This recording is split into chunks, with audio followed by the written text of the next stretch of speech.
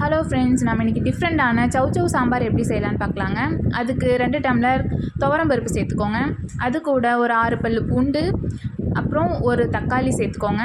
அது கூட ஒரு சௌ காய் நான் கட் பண்ணி வச்சுருக்கேன், தோல் சீவிட்டு அதை சேர்த்துட்டு, அது கூட ஒரு 3 டம்ளர் தண்ணி சேர்த்துக்கோங்க.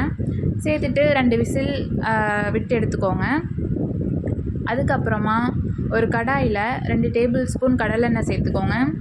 சேர்த்துட்டு கொஞ்சமாக கடுகு சேர்த்துட்டு, அது கூட ஒரு 4 பச்சை மிளகாய் சேர்த்துக்கோங்க. நெக்ஸ்ட்டு ஒரு பெரிய வெங்காயம் சேர்த்துட்டு நல்லா வதக்கி விட்டுருங்க. வதங்கினதுக்கப்புறமா ஒரு 2 கத்திரிக்காய் சேர்த்துருக்கேங்க. சேர்த்துட்டு ஃபஸ்ட்டு எண்ணெயிலேயே கொஞ்சம் ஓட்டி விடுங்க. ஓட்டி விட்டதுக்கப்புறமா புளி தண்ணி கரைசல் இருக்குது இல்லையா, அதை ஊற்றிட்டு அதில் கொஞ்சம் வேகட்டும்.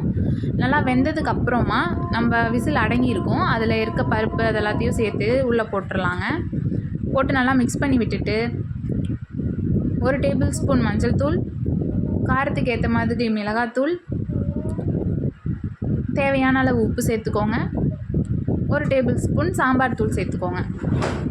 சேர்த்துட்டு நல்லா மிக்ஸ் பண்ணி விட்டுருங்க.